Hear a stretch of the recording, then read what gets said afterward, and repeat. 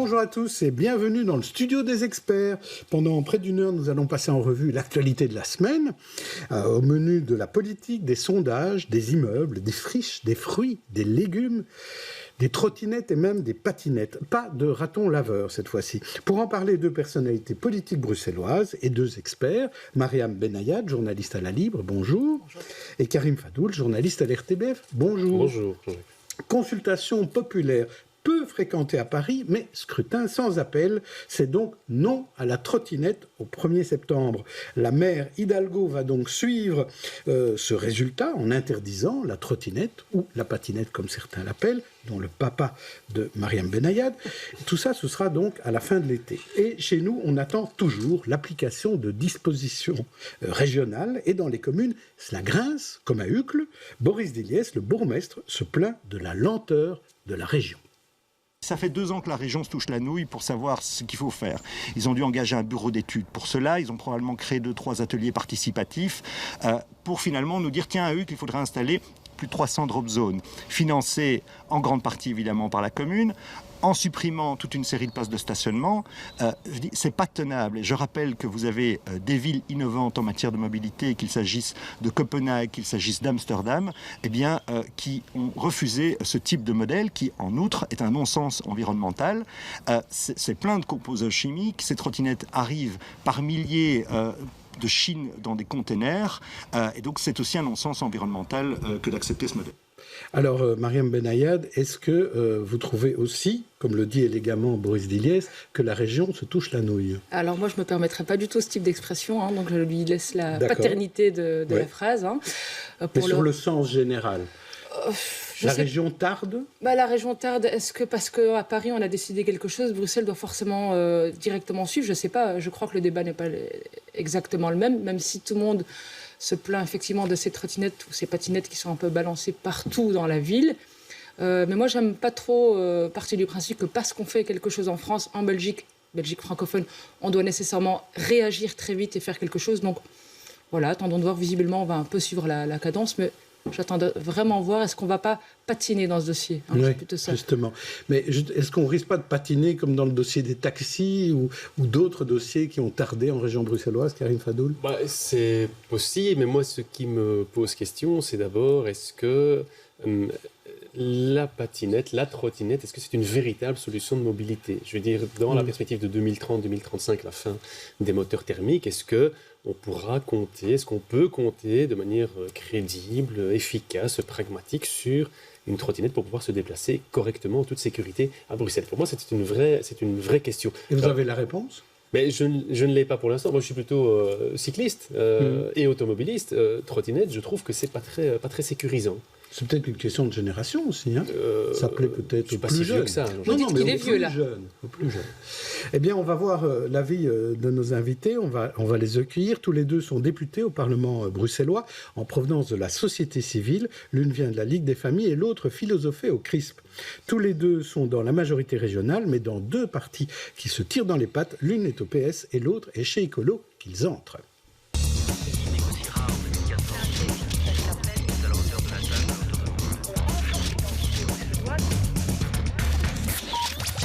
On accueille donc Delphine Chabert, députée bruxelloise PS, et à ses côtés, John Pitzes, qui est le chef de groupe écolo au Parlement bruxellois. Alors, ces trottinettes, Delphine Chabert, quand est-ce que la région va vraiment décider d'avoir des dispositions réglementaires claires sur les trottinettes à Bruxelles? Ça, c'est une bonne question, puisqu'on a une ordonnance qui a été votée il y a plus d'1 an et qu'on a une situation qui devient vraiment difficile. On a entendu vos témoignages et c'est vrai qu'on constate tout sur nos trottoirs. Dans certains endroits, c'est un peu chaotique et surtout, on constate que des publics fragilisés dans l'espace public, je pense aux personnes en situation de handicap, je pense aux jeunes parents avec des poussettes, je pense aux personnes malvoyantes, etc., ou aux personnes âgées qui sont en grande difficulté. On a beaucoup d'accidents, quand même un malvoyant sur 2 qui se sent en insécurité parce qu'il tombe. Et donc, il faut un peu réglementer tout ça. Il faut qu'on arrive vraiment vers ces solutions très concrètes d'avoir des drop zones. Je pense qu'il faut aller vers une interdiction du stationnement sur les trottoirs. Ça n'est plus possible. Et puis aussi, il faut responsabiliser un peu les opérateurs parce qu'on voit que c'est un peu quand même un peu l'anarchie au niveau de ces sociétés qui arrivent. Il y en a trop, d'après vous? Mais il y en a beaucoup. Il y en a certaines qui se créent, puis d'autres qui disparaissent, qui se transforment, etc. Donc il n'y a aucune régulation. Donc je pense en effet qu'il est temps d'avoir... on a une ordonnance, mais on n'a pas d'arrêté qui permette de concrètement rendre cette loi, enfin cette ordonnance effective et donc de changer les choses pour surtout avoir une harmonisation sur tout le territoire de la région, puisqu'on a vu qu'il y a des communes qui avancent avec des solutions très concrètes, notamment de drop zone, où donc il n'y a plus ces trottinettes sur les trottoirs, mais elles sont dans des endroits spécifiques justement pour libérer cet espace et pour faciliter la mobilité de tous et de toutes. Mais donc je pense qu'il est temps qu'on avance un peu sur ces arrêtés, oui. John Pizzey, que fait la ministre de la Mobilité? Qu'a fait le Parlement? En fait, le Parlement a fait voter une ordonnance. Il a fait voter une ordonnance et il y a déjà des choses qui sont en place. Je crois qu'une première chose qui est vraiment importante, parce que Delphine Chabert a raison de dire que les trottoirs sont encombrés. C'est compliqué pour ceux qui doivent se déplacer avec des poussettes, pour ceux qui voient mal, pour ceux qui se déplacent avec des difficultés. Puis, il y a aussi d'autres types de problèmes, c'est tout simplement des problèmes de circulation et des problèmes de sécurité routière. Il y a beaucoup de personnes qui circulent en trottinette. Il suffit de prendre son vélo ou sa voiture et on se rend compte que parfois c'est un peu compliqué. Oui, mais là, il y a des règles qui ont été décidées en matière de sécurité routière. Alors, il y a une première chose qui est déjà en application, c'est déjà la limitation de la vitesse de cette trottinette. Donc, lorsqu'on est sur des piétonniers, cette trottinette, automatiquement, c'est un peu sur l'espèce de petit logiciel ou de programme des trottinettes, on ne peut pas aller à plus de 8 km/h. Et sur les autres zones, on ne peut pas aller à plus de 20 km/h. Donc ça, c'est une première chose. Il y a une deuxième chose qui a été mise en place, et qui est en train d'être mise en place, c'est la mise en place de ces drop zones, c'est-à-dire ces endroits, Delphine Chabert l'a bien dit, où ces trottinettes peuvent, mais en fait doivent être parquées là, dans cette drop zone, et nulle part ailleurs. Et puis, cette ordonnance, elle comprend d'autres types de règles qui doivent être encore appliquées. Donc les arrêtés sont en voie de confection. Normalement, ils devraient être adaptés d'ici l'été. Et pourquoi ça prend tellement de temps? Parfois, ça prend un peu de temps et ce sera... Oui, mais vous ne répondez pas à ma question. Je ne sais pourquoi? Je ne sais pas pourquoi. Est-ce qu'il y a d'excellentes raisons. Des problèmes juridiques? Est-ce qu'il y a des oppositions au sein du gouvernement ou... Pas que je sache. Aussi, peut-être. Pas que je sache, mais en tout cas, nous, notre espoir, ce qu'on veut, c'est que ce soit en tout cas d'application le plus rapidement possible. Et là, de nouveau, il y a deux choses. C'est d'abord accentuer la pression sur les personnes qui utilisent les trottinettes, et donc faire en sorte, alors non seulement qu'il y ait des drop zones, mais que les personnes qui parquent malgré tout leur trottinette en dehors de leur drop zone, d'une part, continuent à payer la location de la trottinette tant qu'elle n'est pas correctement garée, et d'autre part, qu'il puisse y avoir des amendes pour ceux qui continuent malgré tout à parquer leur trottinette en dehors de ces zones. Et puis, en effet, il va falloir un peu cadrer l'activité des opérateurs. Alors, vous avez entendu Boris Diliès, lui dit, moi, des drop zones, ça ne m'intéresse pas du tout, j'en veux pas, donc pas de trottinettes à Uccle. Enfin, les opérateurs peuvent faire ce qu'ils veulent, mais on ne peut pas garer les trottinettes à Uccle. Qu'est-ce que vous répondez à ça, John Pizzey? Est-ce que toutes les communes doivent suivre la même règle? Non, elles ne doivent pas suivre la même règle.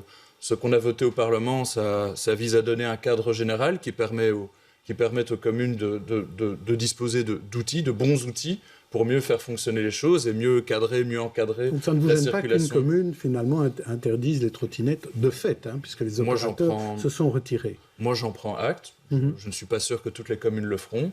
Je crois que les communes agiront un peu en fonction de ce qu'elles estiment être préférable. Voilà. C'est la liberté des communes. Et vous, Delphine Chabert? Je pense qu'il faut vraiment avancer sur ces arrêtés de nouveau. Excusez-moi, je reviens avec ça, parce que les arrêtés d'application, c'est ce qui va permettre d'avoir des règles communes sur toute la région, notamment de pouvoir appliquer ces sanctions administratives qui sont prévues en cas de non-respect de la réglementation. Par exemple, si on interdit de stationner la trottinette sur le trottoir, alors il y aura une sanction administrative. Aujourd'hui, on a encore une distinction entre stationnement gênant et stationnement dangereux. Il faut retirer ça. De nouveau, les arrêtés le permettraient. Tout stationnement gênant est un stationnement dangereux. De même qu'il faut aussi retirer cette disposition qui prévoit qu'on a 12 heures avant qu'on puisse responsabiliser, sanctionner, appliquer la sanction administrative et donc une amende. Il faut retirer cette limite des 12 heures qui n'a pas de sens.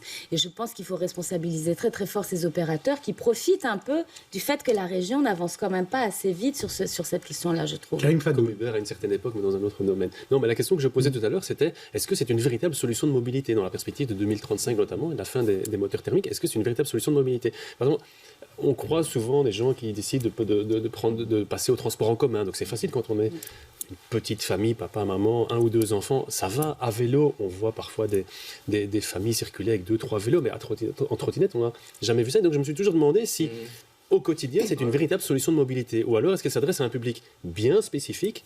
Voilà, ça c'est ma question. John Pizzey. Alors, souvent, ce qu'on observe, ce qu'on tend à observer, c'est que les trottinettes peuvent être utiles pour ce qu'on appelle le dernier kilomètre.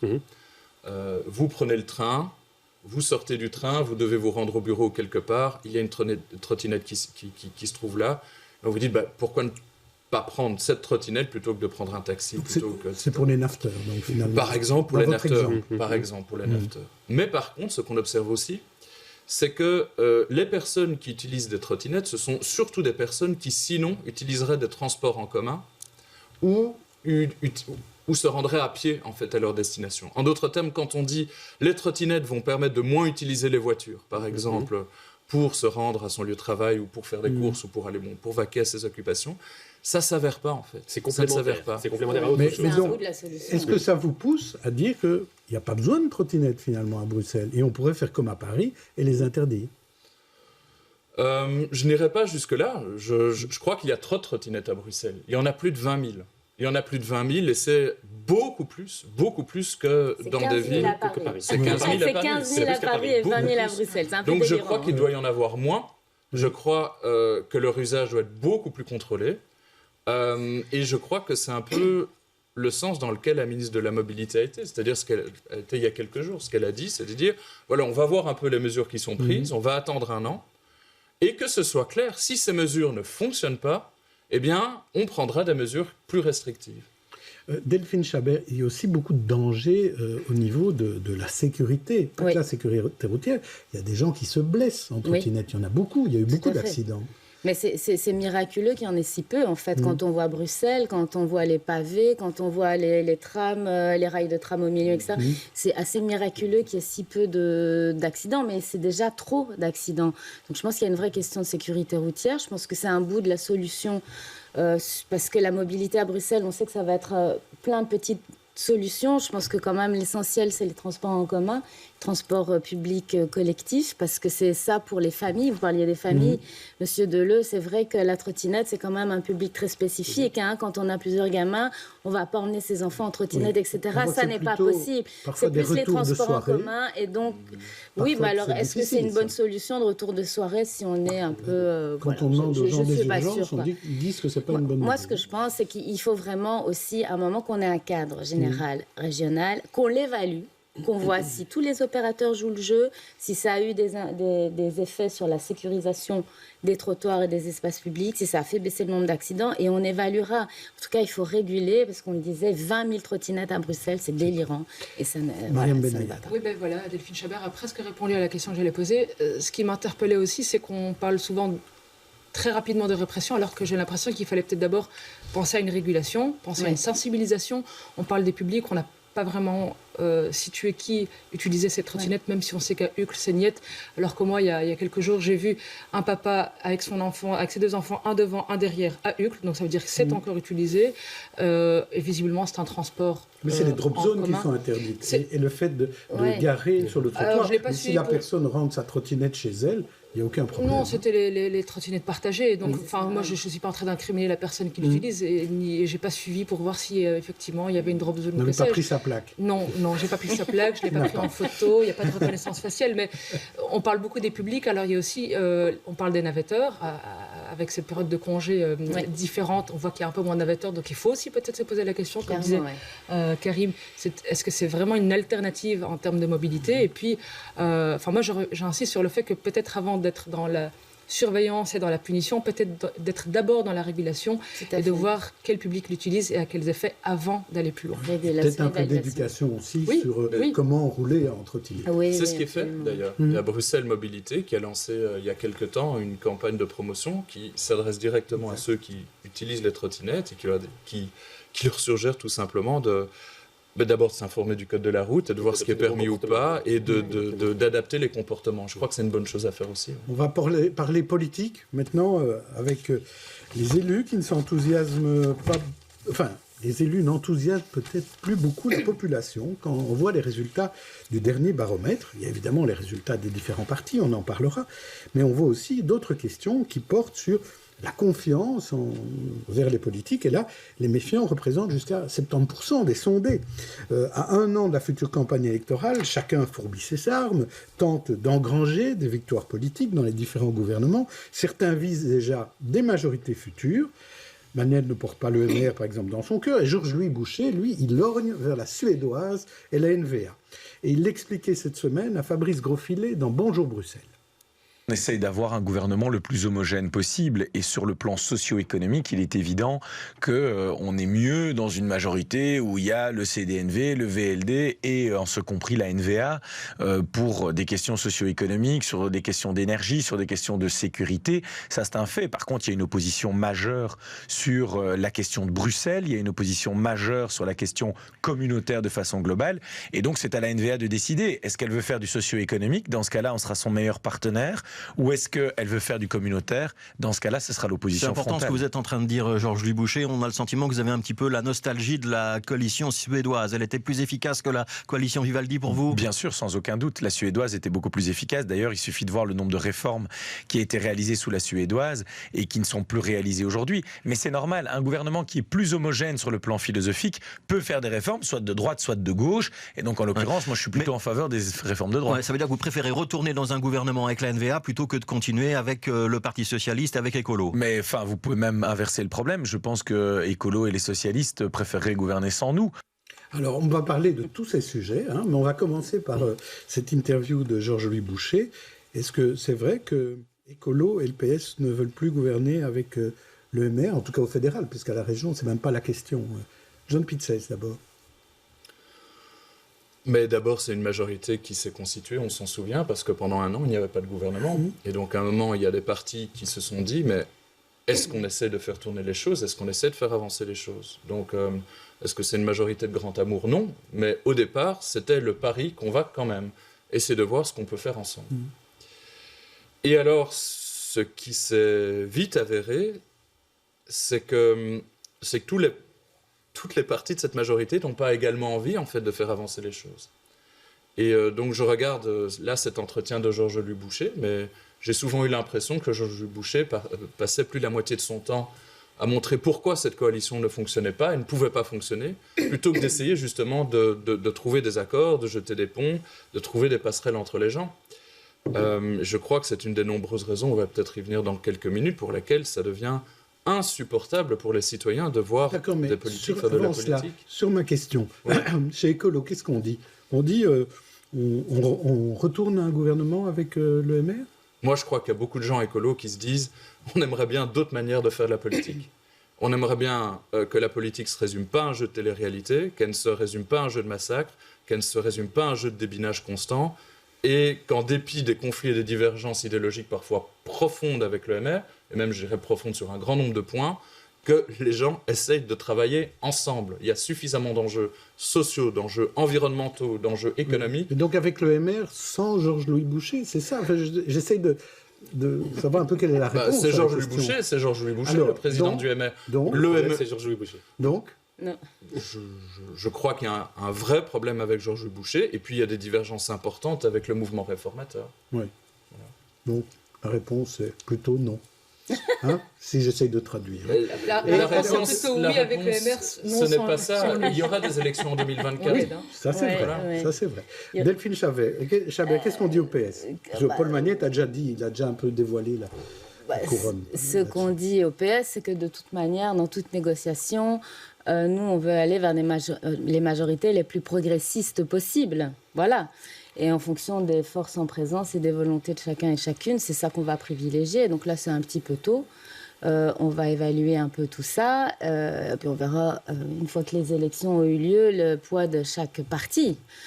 Et en fonction de ce poids-là, nous plaiderons pour, et nous négocierons des majorités les plus progressistes possibles dans une approche de responsabilité qui est celle du Parti socialiste à chaque élection. Alors, il y a deux questions un peu délicates. La première, c'est, on a vu dans les sondages, le PTB a l'air très fort à Bruxelles. Est-ce que gouverner avec le PTB, un PTB plus fort que le PS, est-ce que c'est quelque chose que vous envisagez, puisque vous dites qu'il vaut mieux avoir une majorité de progrès? Moi, je pense que c'est aussi des phrases comme celle de Georges-Louis Boucher et des phrases et des slogans comme on entend tous les jours de la part du PTB qui font du mal à la politique et qui font que 70% des gens se méfient de leurs élus et n'ont plus confiance. Et donc, je pense que l'enjeu aujourd'hui, c'est de reconstruire la confiance par rapport aux citoyens. On a plein de propositions par rapport à ça.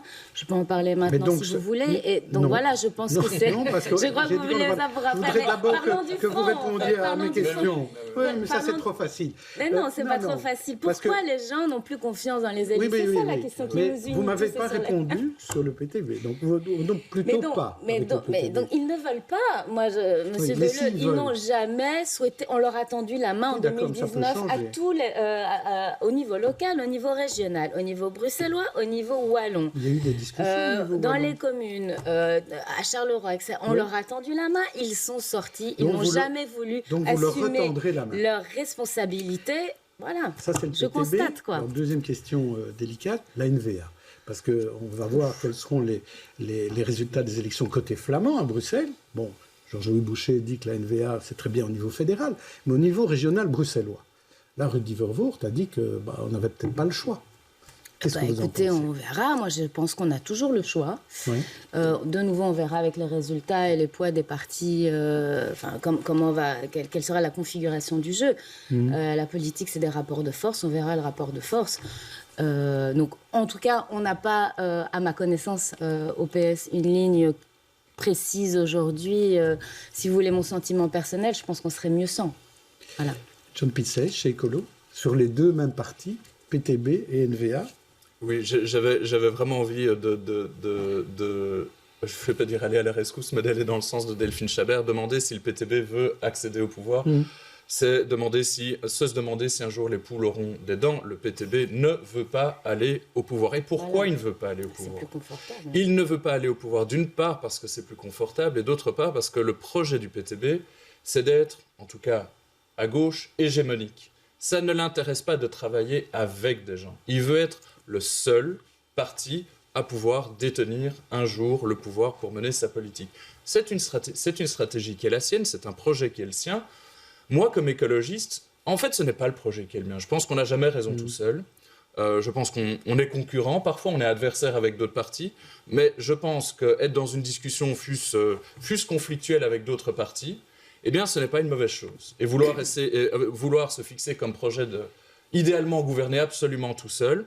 D'abord, en Belgique, ça ne s'est jamais fait. Donc, ceux qui estiment que le PTB est une bonne option, je crois qu'ils sont partis pour attendre 180 ans de plus avant que ça arrive. Mais ils citent toujours leur commune près d'Anvers où ils participent à une majorité avec Voreuil. Oui, ils sont des appartements témoins. Ils ont quand même un exemple de... Ils sont des appartements témoins. Oui, voilà. Et alors, sur la NVA, John Pitzey?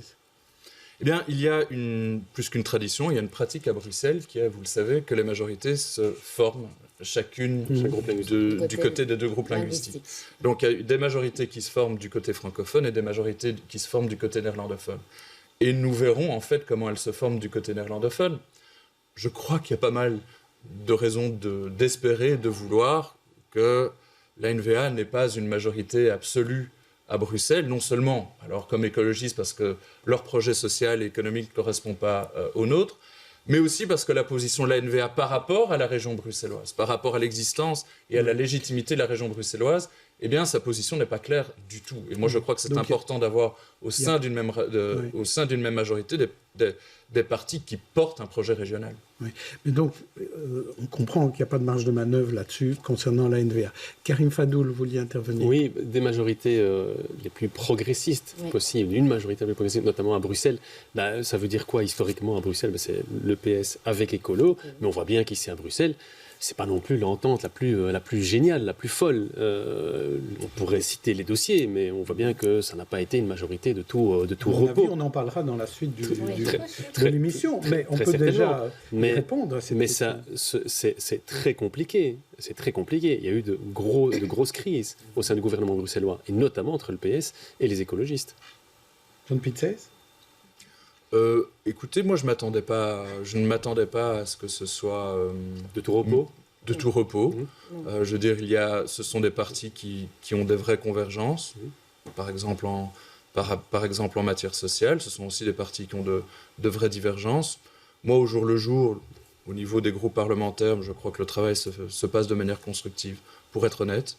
Et puis, lorsqu'on a des désaccords, on en discute. Alors, bien entendu, on aura peut-être l'occasion d'en rediscuter. C'est important que les partenaires se respectent. La plupart du temps, c'est le cas. Donc, Delphine Chabert, ça se passe mieux au Parlement qu'au gouvernement? En tout cas, au Parlement, c'est vrai qu'on arrive tout à fait à travailler, que ce soit dans les commissions, etc., mais avec des divergences, avec des accents particuliers. À des interpellations des uns par rapport à des ministres d'une autre couleur, qui sont parfois assez violentes. En tout cas, là où je siège, moi, dans les commissions où je suis, y compris en plénière, c'est pas violent. Parfois, c'est un peu idéologique, un peu trop à mon sens, mais voilà, on a des accents différents. Je pense qu'on est capable de travailler ensemble. Et c'est vrai qu'au plus on s'approche du terme de la législature, au plus ça se tend. Et on ressent tous en ce moment cette tension entre nous. Après, les tensions ne sont pas qu'entre Écolo et le PS. Voilà. Marianne Benayad. Justement, les tensions ne sont pas qu'entre Écolo et le PS. Heureusement que le sondage n'est qu'un instantané, donc on n'est pas encore en 2024 à la veille des élections. Mais si on y était avec ce résultat, est-ce que Écolo serait prêt à s'allier plutôt au MR ou resterait avec Écolo? Et puis même question pour le PS, est-ce que le PS choisirait plutôt le MR et tournerait le dos à Écolo si on était en fait avec ce même résultat à la veille des élections? Si deux partis suffisaient. Voilà, bien sûr, oui, mais bon, il faut au moins deux partis, mais qu'est-ce qu'ils feront dans leurs partis respectifs? Moi, il y a un truc que je retiens de mon ancien boulot, celui juste avant où j'étais au CRISP, c'est je commente le moins possible les sondages et je fais le moins possible de science-fiction autour des sondages. On attend les élections. Ouais, vraiment. Oui, même réponse, évidemment, ça me semble tout à fait prématuré. Alors peut-être, parce que je sais que vous vouliez en parler, la confiance de la population. Alors, quelle est la recette pour redonner confiance à la population dans ses élus politiques, Delphine Chabert? Je pense qu'il faut agir à plein de niveaux et on se questionne beaucoup. Alors c'est vrai qu'on voit dans ce sondage auquel vous faites référence une défiance, c'est assez fort par rapport aux élus. J'ai aussi en tête les résultats de la dernière enquête de Noir Jaune Blues qui montrait justement, qui confirmait ça, mais qui montrait que le malaise était plus général, c'était plus par rapport à l'ensemble des fonctions d'autorité, et donc on doit se poser des questions par rapport à ça. Je pense qu'il faut dire, la première chose, c'est de dire que les gens sont dans des situations de crise, les Bruxellois et les Bruxelloises particulièrement très très fortes. Une crise au niveau socio-économique, on a un appauvrissement, on a des questions de santé mentale, la fracture numérique fait qu'il y a une déshumanisation et c'est difficile pour les gens, je pense, de plus en plus de se projeter. Et la figure d'autorité incarne souvent une projection qui nous convient ou qui ne convient pas. Et donc on a un vrai malaise qui est à ce niveau-là. Alors par rapport à ça, ce qu'on peut faire, nous, partis politiques, nous, élus, responsables politiques, c'est, je pense, continuer dans la diversité du personnel politique. Ça me semble être quelque chose qui est essentiel. Pour se projeter, il faut que j'ai des gens qui me ressemblent. Donc il faut, et ça a été en 2019, je pense, une évolution notable dans ce Parlement bruxellois. 44% des députés étaient des nouveaux députés. On a plus de femmes, plus de personnes issues de la diversité. Plus de profils, etc. Oui, mais je pense qu'il faut continuer. Il faut avoir un personnel politique plus divers, plus ancré. Vous le disiez en arrivant, on vient de la société civile. Je pense que voilà, c'est des profils comme ça qu'il faut renforcer. Je pense qu'il faut plus de transparence, d'exemplarité. Moi, depuis que je travaille en politique, franchement, ça fait 4 ans, l'immense majorité du personnel politique est d'une honnêteté et d'une exemplarité, mais voilà, on doit travailler la transparence et la proximité avec les personnels, ça me semble. Et puis surtout, je pense, dernière chose, on doit pouvoir proposer aussi une vision. À mon avis, c'est ce qui manque un peu dans nos partis. On est dans la gestion, on est des partis de gouvernement, on essaye d'assumer un maximum de responsabilités et d'amener des solutions concrètes. Je pense que maintenant, pour reconstruire cette confiance, on doit aussi proposer une vision. Quel est le Bruxelles 2030 qu'on veut ? Pour quel public ? Comment on va vivre ensemble ? Comment on va changer la ville ? Comment on va apaiser la ville ? Comment on va trouver des solutions concrètes et comment on va lutter contre la pauvreté et les inégalités. Je pense qu'on doit proposer cette vision et c'est un peu le travail qu'on est en train de faire au PS en ce moment pour les prochaines élections. Alors, la recette miracle de John Pitzeis. Oui, la recette miracle, c'est commencer par dire qu'il n'y a pas de recette miracle. Ça va déjà décourager tout le monde. Mais quand on commence à parler de recette miracle, ça veut dire qu'on laisse penser aux citoyens qu'il suffirait d'une baguette magique, d'une manière ou d'une autre et tout. Bon. Je crois que la première chose à faire, c'est d'essayer de mettre les mots sur les choses. Un peu de vigilance en démocratie, c'est bien. C'est bien. Quand c'est de la défiance, c'est un gros problème. Cette défiance, elle naît de quoi ? C'est d'abord un sentiment d'injustice ressenti par beaucoup de gens, l'idée que les comptes n'y sont pas. C'est un sentiment d'être déconsidéré. C'est hyper important pour moi. Le sentiment d'être déconsidéré. Vous avez 82 ans, vous découvrez en un coup que vous n'avez plus vraiment un accès physique à l'administration et vous dites, mais est-ce que je suis considéré ? Vous avez 23 ans, on vous demande votre carte d'identité en vous demandant si vous êtes né ou pas ici et ce que vous avez à faire ici. Vous demandez pour qui est-ce qu'on prend ? Un sentiment de déconsidération. Et un sentiment d'incertitude. Il y a plein d'incertitudes qui frappent au visage les gens, qu'elles soient économiques, qu'elles soient environnementales, qu'elles soient sociales. Et alors, avec ce sentiment d'incertitude, ce sentiment de déconsidération, ce sentiment d'injustice, les gens voient des politiques, par exemple, aller sur des émissions de télé-réalité et se disent « mais de la figure de qui se fiche-t-on » Alors, que faire ? Moi, je crois que pour que les citoyens puissent davantage faire confiance dans les institutions, il faut d'abord que les institutions et leurs représentants fassent davantage confiance aux citoyens, qu'ils les considèrent plus.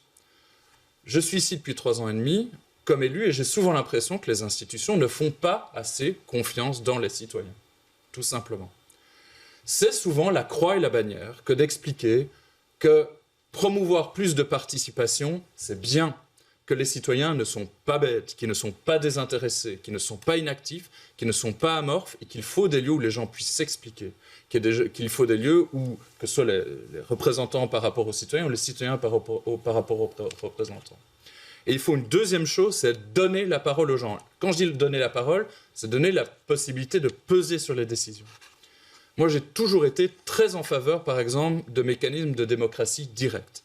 Je sais qu'il y a plein de gens qui disent la démocratie directe, que ce soit la consultation populaire ou le référendum, ça pose plein de problèmes, les gens répondent à côté de la question, ça polarise. Je crois qu'il y a des moments où les institutions doivent dire aux gens, en fait, la démocratie, c'est la population démocratique, et la population démocratique, on doit lui donner la possibilité de se prononcer sur des choses. Et je veux croire que les citoyens sont sensibles à ça, et que c'est comme ça qu'on suscite une culture démocratique, une culture de la participation. Je vous promets les trottinettes, c'est ça. Oui, une consultation sur les trottinettes de Karim Fadoul. Ou moi, je vous propose une consultation sur Good Move, par exemple. Ça, c'est plutôt à la mode. On en reparlera certainement. On passe aux têtes d'affiche maintenant. Je vous propose une galerie de portraits de personnalités qui ont fait l'actualité de la semaine. À vous de choisir celle qui vous inspire en bien ou en mal. Et on commence avec vous, Delphine Chabert. Je vous propose tout d'abord Stromae, le chanteur de « Je suis malade », Magali Plovy, désignée par Écolo pour aller au futur cours constitutionnel, René Brandès, qui va la suivre, qui est le nouveau président de la Fédération des entreprises, ou Romelu Lukaku, notre attaquant qui essuie des cris de singe et pourtant est sanctionné en Italie par la Ligue. Alors, qui choisissez-vous, Stromae, Magali, René ou Romelu ? Mon cœur va aller vers Stromae, je suis forestoise, j'habite juste à côté, j'avoue que c'est... Mais Magali Plovy est forestoise aussi. Forestoise aussi, mais oui. Donc Stromae, on est un peu fan dans la famille. Oui.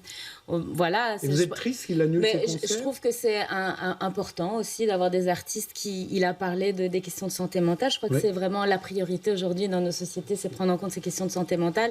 On a aussi besoin que des artistes comme ça osent le dire, osent poser des limites. Je pense que ça va aider beaucoup de personnes. Et puis, voilà, on lui adresse à lui, à sa famille, qu'on croise beaucoup dans le quartier, tous nos vœux de rétablissement le plus rapide possible, puisque son public l'attend.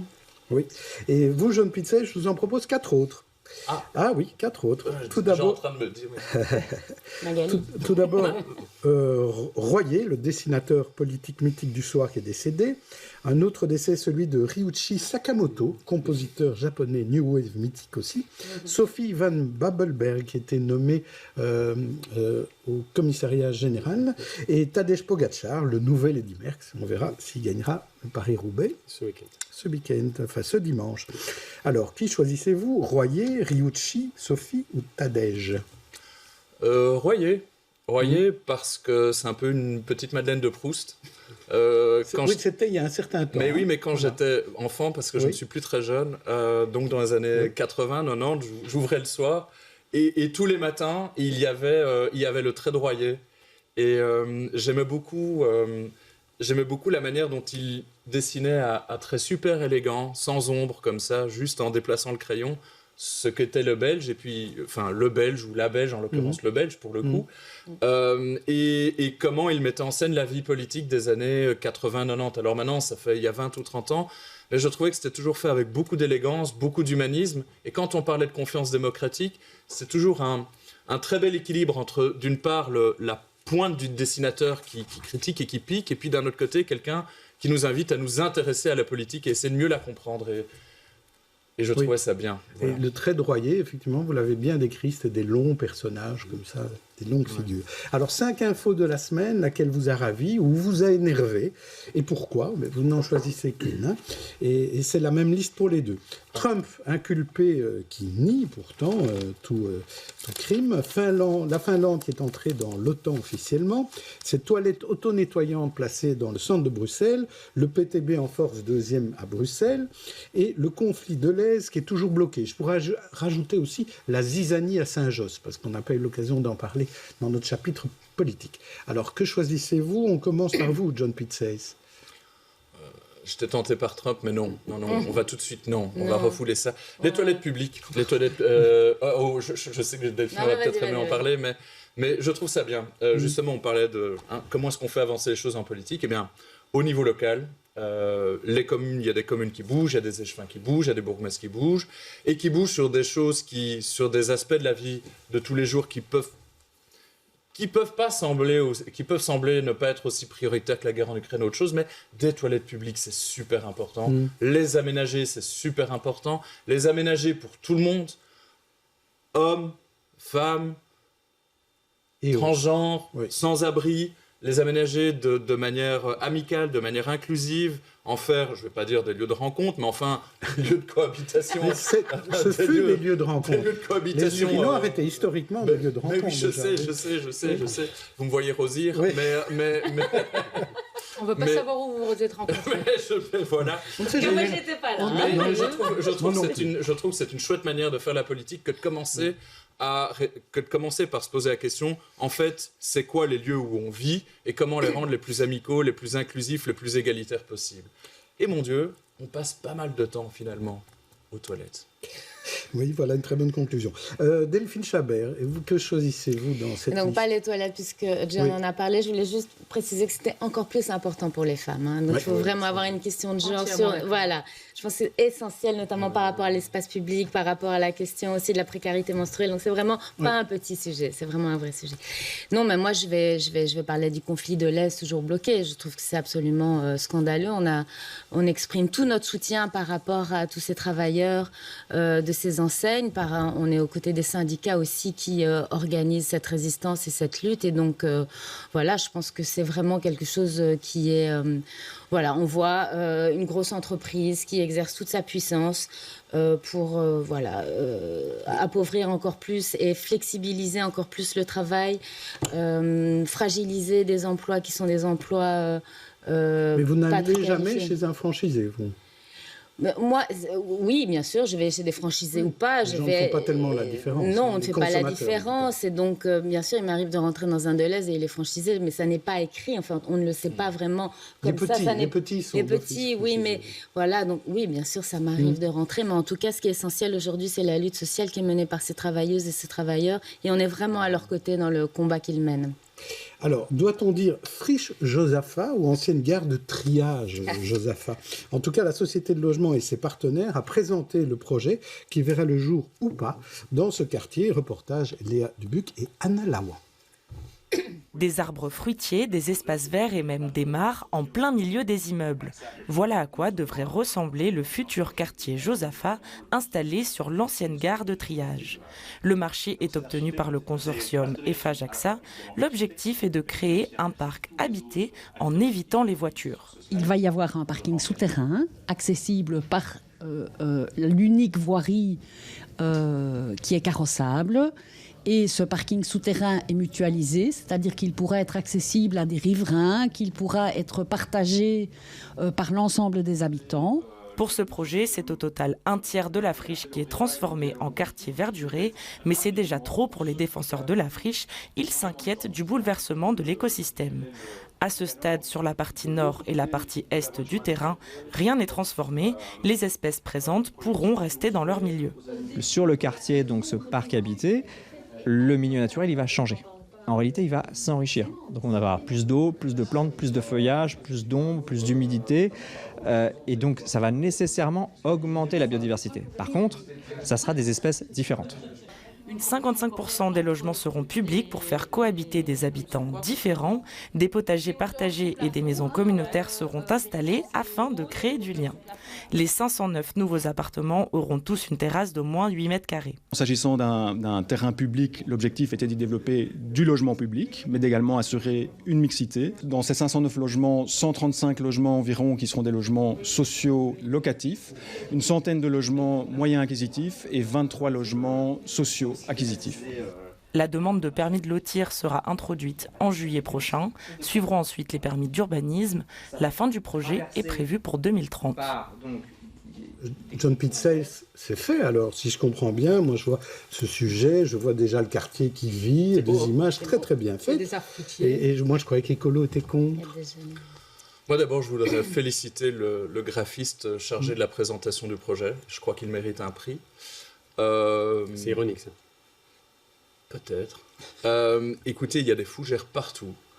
Il y a des plantes magnifiques, des plantes de science-fiction. Les arbres font 70 mètres de haut. Il ne manque plus que des toucans, des perroquets, des lianes. Et on est en plein milieu de la jungle amazonienne. C'est vraiment super. Ou alors dans le domaine des dieux. Ouais. Cette BD d'Astérix. Mais de manière plus réaliste. De manière pas plus réaliste, mais plus sérieuse. Concrètement, peinture en verre du béton ou pas peinture en verre du béton, l'attribution du marché, c'est un passage en force. Et ce passage en force, c'est ne pas entendre qu'il faut faire la ville avec les habitants, en tout cas en tenant compte des avis très critiques issus de l'enquête publique. C'est ne pas comprendre que les espaces naturels y font partie de notre patrimoine urbain. C'est ne pas comprendre, je pense, que les raisons qui ont présidé à la mise en place de ce projet, à savoir essayer d'aménager la ville pour contrer le choc démographique qui devait toucher Bruxelles, eh bien, ce choc démographique, il n'aura pas lieu, en tout cas, il n'a plus lieu. Et surtout, c'est ne pas comprendre, eu égard même aux intentions du projet, que compte tenu du fait qu'il est passé sans que ce qu'on appelle un PAD, un plan d'aménagement directeur, soit adopté, va rendre le projet très fragile. Et qu'en fait, les logements qu'on nous promet pour demain ne vont même pas être construits pour après-demain. En fait, ce qu'on sait, c'est que dans le tout meilleur des cas, ces logements seront construits pour 2030. On parle de 150 logements sociaux pour 2030. Oui, 500 en tout. Et donc, je dirais ça veut dire... tout ça pour ça. Tout oui, ça pour un projet graphique qui mérite... Qu'est-ce que Écolo va faire par rapport à ça? Nous avons parce que vous nous dites vous-même que peut-être tout sera prêt en 2030. Donc, comment vous allez empêcher ce projet de sortir de terre? Déjà, nous y sommes opposés.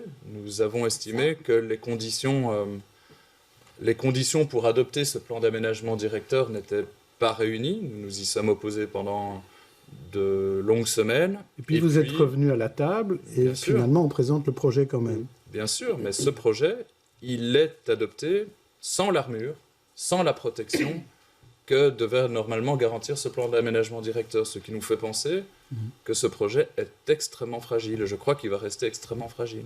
Alors, Oui, la réponse de Delphine réponse. Chabert, à la fois sur le coup de force et sur la fragilité du projet. Donc moi, je m'étonne quand même de la réaction de John Pitzer et des colos sur ce dossier-là, puisque non seulement cette ironie sur le projet qui est présenté, je ne comprends pas bien cette ironie, puisqu'en fait, on voit un projet de qualité qui allie à la fois préservation de la biodiversité, qui crée du logement accessible dans un environnement de qualité, avec un objectif de mixité intégré dans un quartier. Donc, et en plus, c'est un projet qui a fortement évolué par rapport au projet initial, grâce notamment à l'apport d'écolos, et je pense qu'on devrait se féliciter ensemble que ce projet avance. Je pense aussi que c'est très sérieux comme sujet, donc c'est peut-être pas la place d'ironiser quand on sait qu'il y a 50 000 personnes qui sont en attente d'un logement social, quand on sait qu'il y a plus de 5 000 personnes qui sont à la rue ou mal logées, sans abri à Bruxelles. Et donc, non, pas à toutes les demandes, mais si on commence à bloquer tous les projets de création de logements sur Bruxelles, alors on va ne faire qu'accroître les difficultés d'accès au logement pour les Bruxellois et les Bruxelloises qui sont les plus en difficulté. Donc ça, je ne comprends pas. Deuxième chose, nous avons un accord politique dans la déclaration de politique régionale qui nous dit que là où nous avons la maîtrise foncière, et nous avons la maîtrise foncière, puisque vous l'avez rappelé, ce territoire appartient à la région, il y avait un projet qui est de créer en préservant 2 tiers de la surface naturelle avec toute une réserve naturelle de biodiversité où, alors après c'est spécialiste contre spécialiste, j'écoute les spécialistes, donc certains nous disent qu'il va y avoir encore un renforcement, et donc un parc, un tiers de l'espace, un parc accessible au public. On a besoin, les familles, les ménages ont besoin d'avoir accès à ces espaces-là. Un tiers complètement réservé, une réserve naturelle entièrement pour favoriser cette biodiversité, et un tiers de logement, ça me semble être un équilibre tout à fait correct, et ça me semble répondre aux enjeux de la région. Et ces enjeux sont doubles, c'est créer du logement, créer des solutions de logement de qualité dans des environnements de qualité. Est-ce que le dossier est fragile ? Accessible socialement. Mais donc le dossier n'est pas fragile, il respecte la procédure, une procédure qui a été lancée en 2017 par un appel à projet. Les 4 opérateurs publics devaient remettre un avis.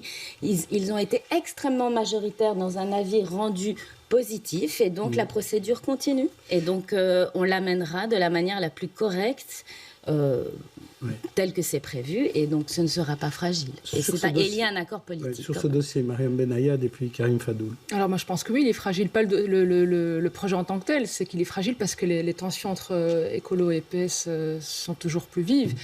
Alors d'une part, moi j'entends qu'effectivement, c'est les 2 problèmes de Bruxelles, parmi tant d'autres, la question du logement et la question de la préservation des espaces naturels, et personne ne s'entendra jamais, puisque tout le monde va plaider de bonne cause en disant qu'il faut beaucoup plus de logements, même si ceux qui sont proposés ici, il faut les 2, mais ceux qui sont proposés ici, évidemment que ça ne suffira jamais.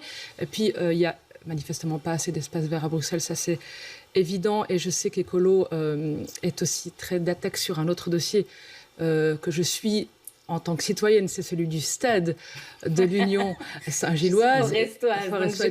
Donc j'ai l'impression que sur ces thématiques-là, oui, évidemment que c'est sensible et qu'on ne va jamais s'accorder sur ce dossier. Je ne sais pas si ça va aboutir en 2030. Moi, j'ai des doutes, en fait. Ça devra se retrouver dans la déclaration en 2030, du prochain gouvernement, vous dites pas demain, pas après-demain. 2030, c'est après-demain. Mais il y a tout à fait moyen de s'entendre sur certains projets, puisque par exemple sur celui du stade à Forêt, nous sommes tout à fait alignés, à ma connaissance. Vous n'en voulez pas. Et sur celui de Josaphat, on avait un accord politique en début de législature, et qui n'est plus respecté par un des partenaires. Karim Fadoul réponde et John Pitzer sera Non, mais on a l'habitude de dire que Bruxelles est une des capitales les plus vertes d'Europe, mais si on tient compte du bois de la Cambre et de la forêt de Soignes, effectivement, ça fausse un peu la donne. Mais on ne fait pas beaucoup de logements dans la forêt de Soignes. Effectivement, mais ça permet effectivement à Bruxelles de bénéficier d'un très grand poumon vert. Ceci étant, est-ce qu'on peut quand même arriver à la conclusion que malgré les divergences, etc., c'est un prêté pour un rendu. Quelque part, Écolo s'incline, ok, c'est bon, ce projet va à son terme, mais en échange, PS, donnez-nous autre chose, sur d'autres dossiers qui vous semblent importants et prioritaires. Est-ce qu'il y a eu un échange ? Il Il y a deux questions. Non, il y en a deux. Il y en a deux et on reviendra sur la deuxième tout de suite, mais je vais les prendre. D'abord, sur la question des espaces verts. En fait, est-ce que Bruxelles est verte ou pas? C'est vrai que Bruxelles est verte. Elle est assez arborée. Elle est même une des capitales les plus arborées d'Europe. Mais je crois que ça a donné à beaucoup de promoteurs et peut-être de responsables politiques l'impression qu'on pouvait tout faire avec Bruxelles. Et donc, il y a ce poumon vert qui est la forêt de Soignes. Et en même temps, ça fait des décennies qu'on considère qu'on peut bétonner Bruxelles parce que puisqu'on dit que Bruxelles est verte, eh bien alors on bétonne.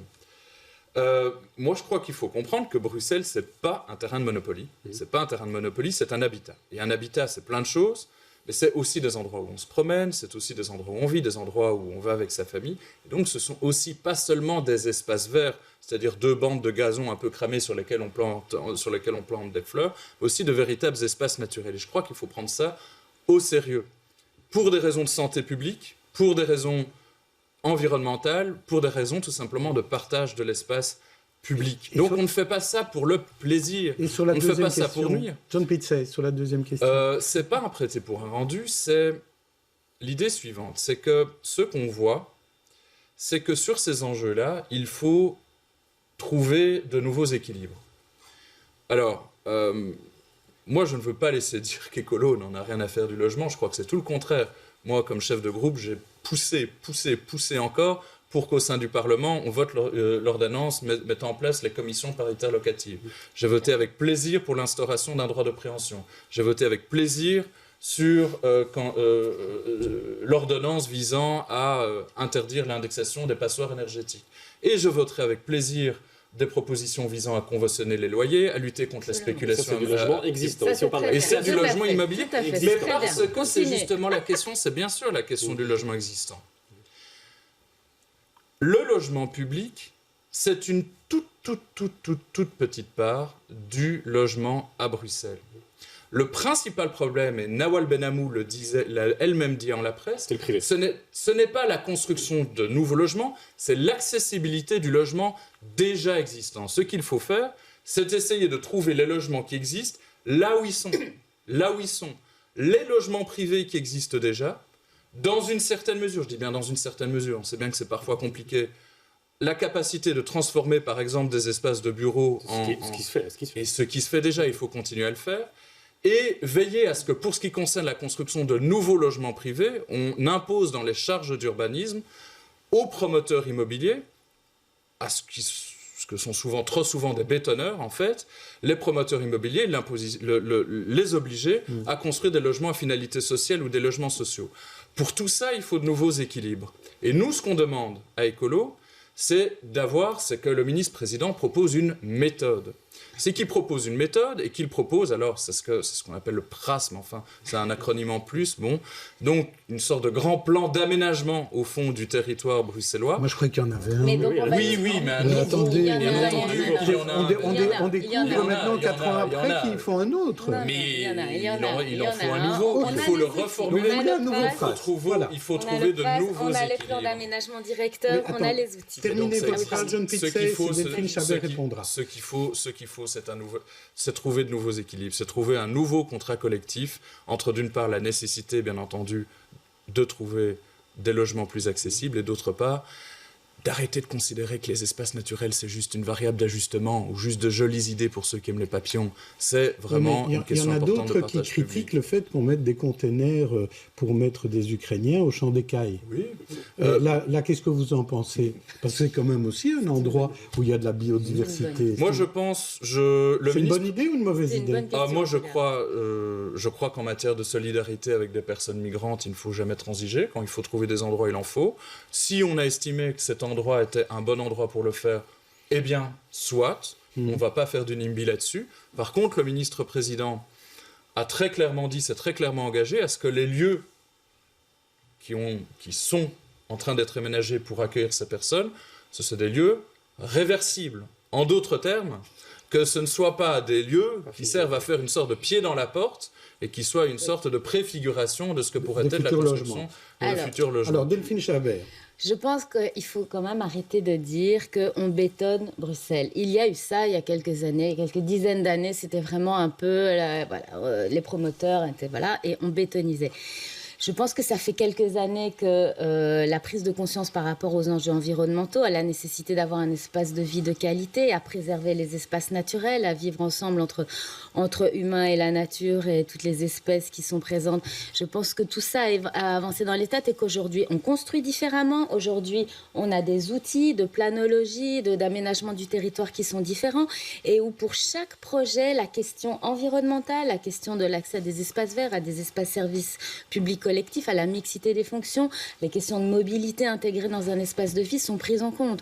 Donc il faut arrêter de dire qu'on va bétoniser Bruxelles. Par contre, les questions sur les besoins en logement sont énormes et donc toutes les solutions sont bonnes. Il faut arrêter par contre avec les slogans du genre on va transformer les 30 000 logements bureaux de vie en logements. On sait très bien que c'était aussi simple que ça. Non, vous n'avez pas dit ça, mais j'entends souvent ça. Donc on fait ça en partie, mais c'est en fait beaucoup plus compliqué, beaucoup plus coûteux. Donc il faut aussi construire du logement. Il faut aussi renforcer l'accès du logement public puisque à Bruxelles, vous savez que 4 personnes sur 10 vivent sous le risque de pauvreté et que le seul logement accessible pour eux est du logement public, du logement social et du logement public. Et donc tous les efforts doivent être mis et dans tous les espaces possibles en respectant des équilibres et en arrêtant d'avoir cette opposition, c'est ou des espaces verts ou du logement. C'est les deux et je pense que les équilibres, on les trouve si on n'est pas dans des positions dogmatiques. Merci pour ce débat. À présent, on va passer à nos coups de cœur. Et Mariam, vous vouliez nous parler de foot.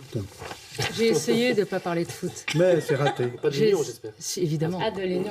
Évidemment, Ah, mais l'Union, ça va. pas vraiment de l'Union, en fait, puisqu'en fait, ce sont les 125 ans du club. Hein. C'est vrai que c'est très à la mode, mais le club existe depuis 125 ans. Il a eu son heure de gloire avant son retour en D1A. Puisqu'on parle de D1A et D1B. Et donc, il y a une expo dans le cadre des 125 ans. Il y en a une qui s'est terminée il n'y a pas très longtemps, mais il y en a une autre qui est au Brass, à Forêt. Pas changé, les Saint-Gillois aiment bien être à Forêt. C'est Union Lazoance. Oui, c'est ça. Les jours de Zoance. Les jours de Zoance, merci. Heureusement qu'il y a quelqu'un qui suit, parce que moi, j'ai oublié le nom. J'y suis allée avec mes enfants. Très chouette expo, atelier, animation. Ça a ouvert la semaine dernière, donc exactement. Ça va durer. J'invite les supporters d'Anderlecht à aller découvrir l'histoire du club. Ceux du RWDM qui arrivent probablement en D1A aussi, donc, et les autres, ceux qui ne s'y connaissent pas au football, ceux qui aiment le tennis sans viser personne. Et aller au Brass, c'est un super endroit. Voilà, moi je voulais pas parler de football, mais je voulais mettre en avant Drag Queen, qui a gagné jeudi soir le concours télévisé Drag Race. Et c'est une Bruxelloise. Voilà. Juste un petit coup de chapeau. Alors, je vais vous demander à vous ce qu'il y a moyen de faire dimanche et lundi, parce que c'est un gros week-end. John Pitzey, vous avez une idée, une balade, aller voir les jonquilles dans la forêt de Halle. Sur la friche Josaphat. Aller sur la friche Josaphat, oui. Faire des dessins. Alors, moi, je n'ai pas de grandes choses à dire ou à proposer. J'aimerais beaucoup aller au cinéma, vraiment beaucoup. Il y a pas mal de bons films qui sont encore à l'affiche. Et puis, j'aimerais vraiment me trouver un peu de temps pour tout simplement pour me retrouver en famille. Voilà. Et vous, Delphine Chabert? Mais alors, je suis vraiment embêtée puisque Mariam Benayan m'a piqué mon idée. Parce que, je soutiens le Brass et j'ai été voir l'expo mercredi avec mon fils qui est un grand fan de l'Union. Il y avait une très bonne ambiance, il y avait une radio, enfin, c'est très animé, c'est très accessible, c'est voilà, très gai. Donc, je vous invite à aller au Brass. John Pitzey a un truc à dire, je sens que c'est le nouveau stade. C'est trop tard. Je suis un Anderlechtois de strict observance. C'est parce qu'il soutient Anderlecht. Vous n'avez rien à dire. Il suffit d'être bien classé dans le championnat et on fera des expos sur vous. Merci à tous, invités experts. Ça, c'est bien. Ça, c'est On clair. se retrouve samedi prochain.